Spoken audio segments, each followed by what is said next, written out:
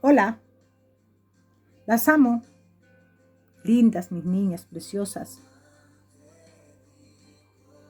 A poner un poquito de musiquita aquí, un poquito más fuertecito, para que nos deleitemos por medio de la palabra y por medio de la alabanza. Es hermosa esa alabanza. La música toda de esa gente, todo lo que se llame himnos, a mí me encantan. Me encantan porque yo veo como ay, la gloria del Señor, o siento mucho eh, eh, eh, esa esa unción del Espíritu Santo me encanta.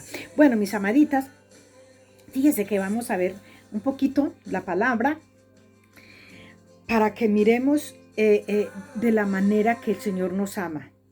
Y entonces a veces nos preguntamos nosotros, eh,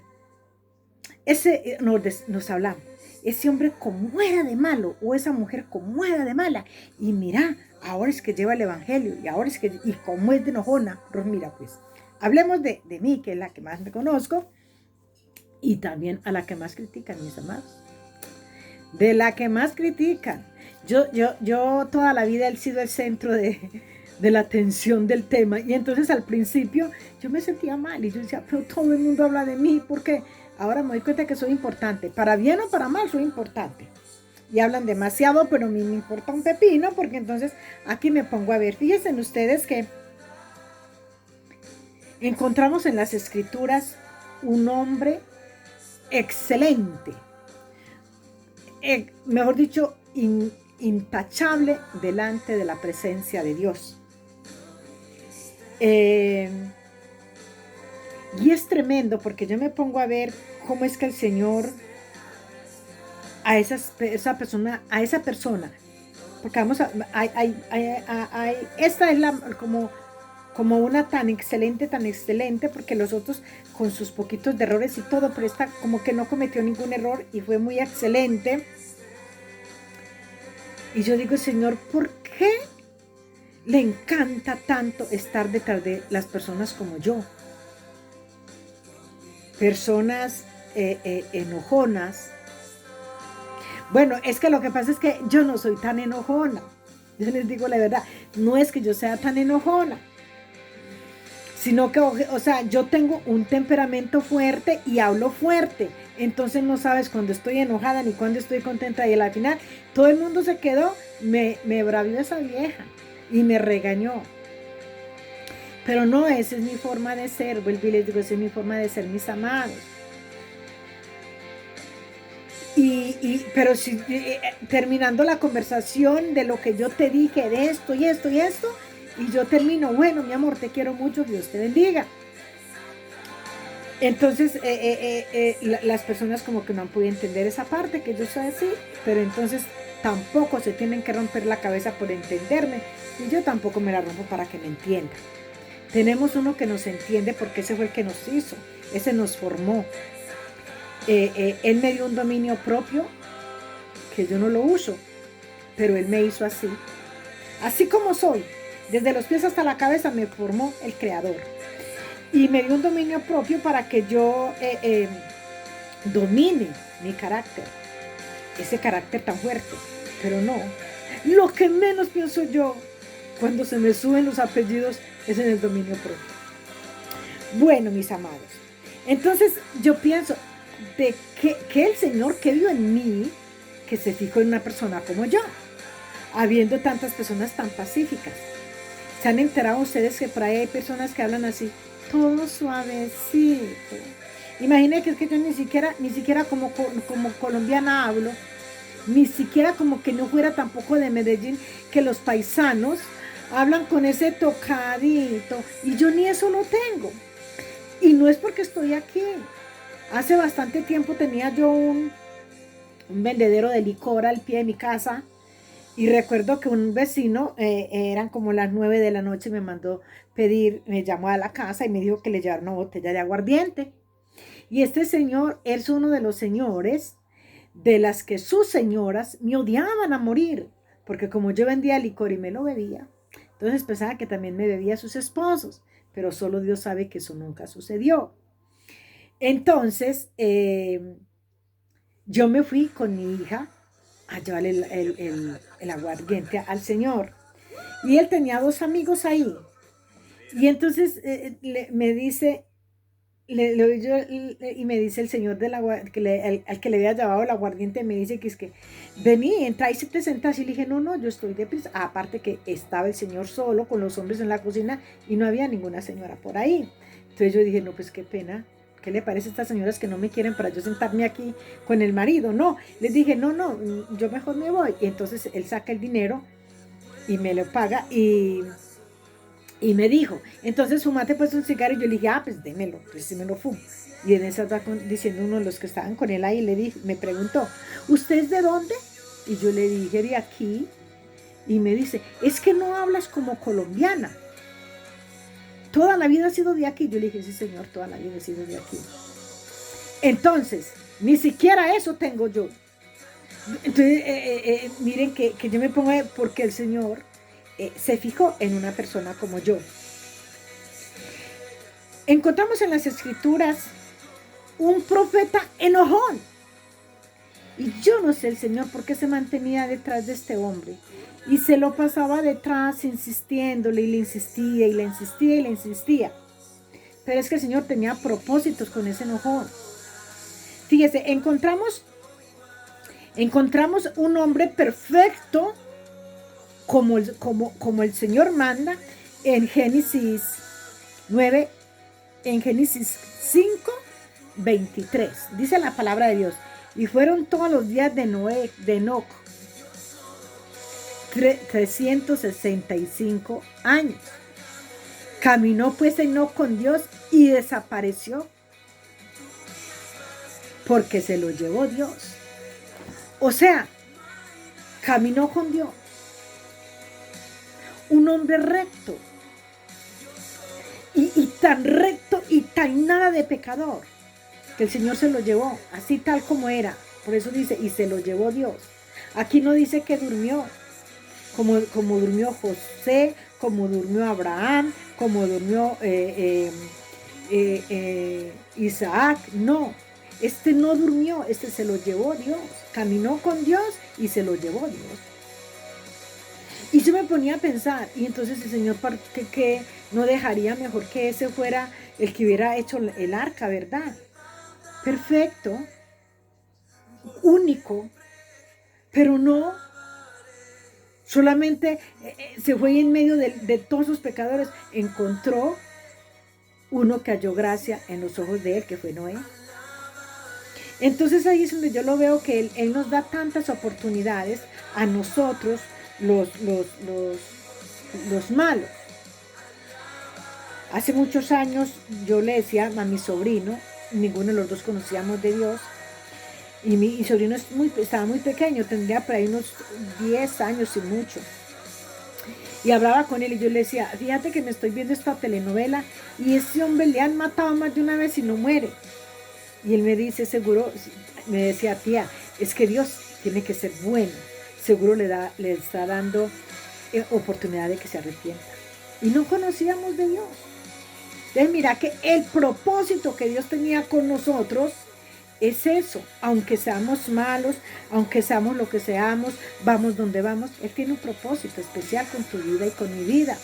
Y entonces si tiene ese tiempo, ese sueño en sus manos, que somos nosotros a sí mismos, a nuestras descendencias, a nuestras familias. Pero como el tema no es ese, lo dejamos así. Entonces yo me ponía a pensar, ¿y por qué el Señor entonces no escogería mejor a Noé, a Enoc? Escogió a Noé.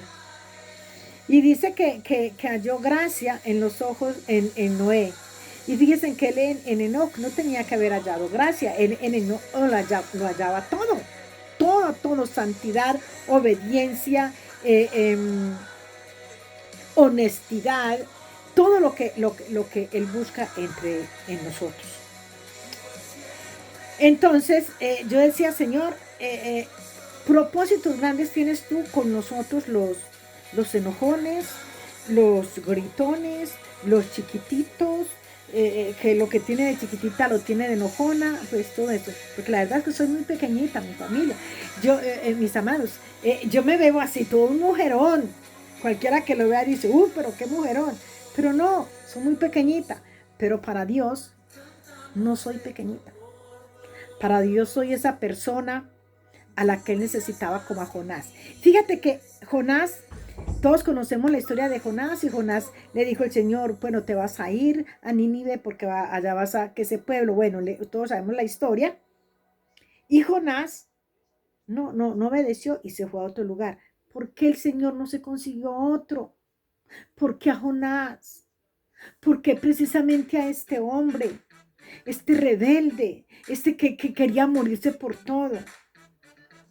Entonces nosotros que tenemos que aprender, mis amados, es no fijarnos en el instrumento de Dios, fijarnos en la forma de que Dios usa ese instrumento para honra y gloria de Él. Eso es lo que nosotros tenemos que hacer. Dejar de poner los ojos en esa chiquitita tan enojona, en ese grandulón tan gordo. No, dejemos de poner los ojos en eso, sino que pensemos un poquito y digamos, ¿qué instrumento el que el Señor tiene? Eso no lo hace sino Dios. Eso no lo hace Rodmira, eso no lo hace el pastor, eso no lo hace ese hombre tan gordo, también plantado, tan parecido. No, eso es un instrumento que el Señor usa, y eso usó el Señor como a Jonás.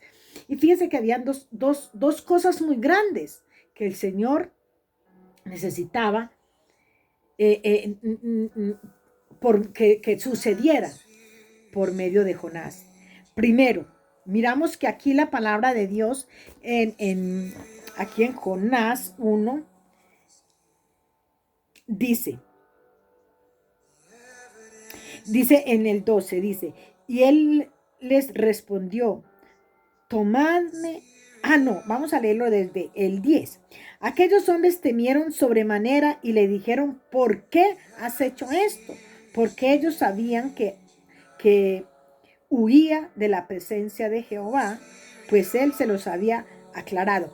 O sea, estos sabían que él iba de huida de la presencia de Jehová, porque ya él se los había dicho, pero estos hombres que lo llevaban a él en esa barca, ellos no eran creyentes. Ellos tenían otros dioses. ¿Dónde dicen la palabra? Dice, y respondió,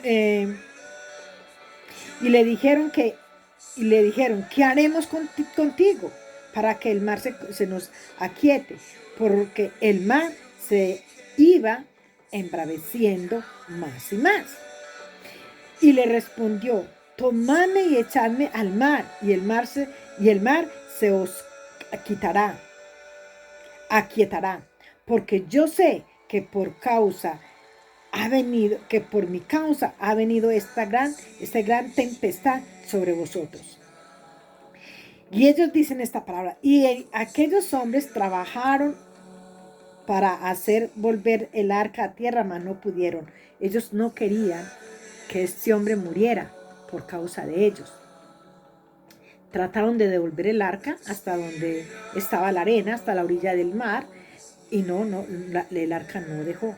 Recordemos que el arca es simbólicamente es el altar del Señor en aquel tiempo, ¿verdad? Entonces,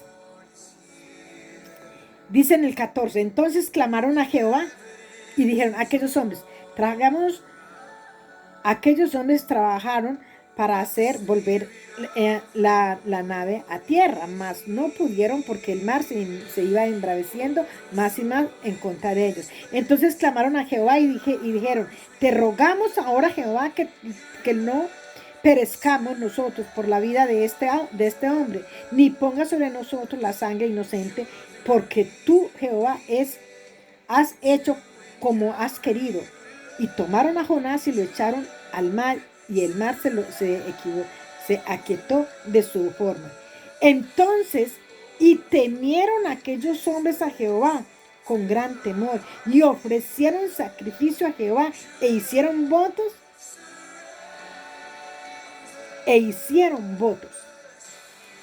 Mis amados, estos no eran creyentes en Jesús. Ellos no creían en el Señor. Ellos tenían sus dioses, porque si ustedes lo leen de donde él empieza, encontrarán que ellos oraron a sus dioses. Y sus dioses no le hicieron el milagro de la tempestad que se había alborotado en ese momento en el arca. Primer punto, lo que el Señor buscaba era que estas personas del arca se convirtieran a Él. Y fíjese que es tremendo porque y a ellos nadie les había enseñado. Ello era lo que ellos les hacían a los ídolos. Mas, sin embargo, dice la palabra que inmediatamente le hicieron holocausto de lo que había ahí. Qué tremendo, ¿verdad? Por causa de la desobediencia de Jonás, de este grosero, de este desobediente, se convirtieron estos hombres del arca. Y dice que entonces le creyeron a Jehová con gran temor y ofrecieron sacrificio a Jehová. O sea, eso fue de una que el Espíritu Santo tocó Este era un propósito que el Señor tenía con el rebelde de Jonás, así rebelde como Ron Mira. Y lo otro, dice, y dice en el 4, y comenzó Jonás a entrar por la ciudad camino de un día y predicaba diciendo, de aquí a 40 días Nínive será destruida. Y los hombres de Nínive creyeron a Dios y proclamaron ayuno y se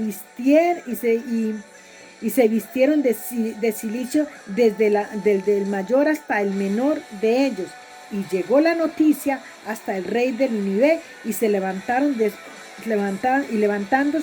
de sus sillas se despojó de sus vestidos y se cubrió de cilicio y se sentó sobre cenizas e hizo proclamar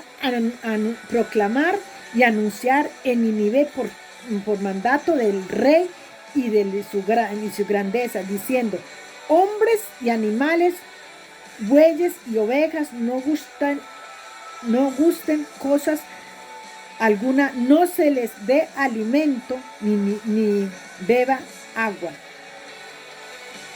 Metió a todo este pueblo y a estos animales en ayuno. ¿Quién? El rey de ese pueblo. ¿Por qué dice la palabra? Y predicaba diciendo ahí no está diciendo, fíjese que aquí en esto que llega diciendo, dice, y comenzó Jonás a entrar por la ciudad caminando camino de un día y predicaba diciendo, de aquí en 40 días Nínive será destruida. Él no dice, aquí él no dice que el Señor viene en 40 días y va a destruir la ciudad. Él aquí dice que en 40 días Nínive será destruida. Entonces podíamos preguntarnos, entonces, ¿qué hizo? Si no mentó al Señor, ¿qué hizo que este pueblo se convirtiera? Piensen un poquito, mis amados. Este hombre fue tirado al mar, fue tragado por el pez 3 días. 3 días se quedó en el Seol. 3 días se quedó nuestro Señor Jesucristo en aquella tumba. Jesucristo murió herido, lastimado, totalmente despedazado. Dice la palabra que no había nada en él para llamar la atención. Murió como un monstruo. Murió lo más desagradable que ustedes se puedan imaginar. No, ni siquiera lástima reflejaba su cuerpo. Entonces, asimismo resucitó del pez Jonás. Jonás entró al estómago del pez en buenas condiciones. Jesucristo entró a la tumba en malas condiciones. Jesucristo se levantó con poder y gloria y autoridad y un cuerpo incorrumpible. Jonás se levantó con todas las heridas, sin pelo, con heridas por todas partes, con su cuerpo despedazado. no fue solamente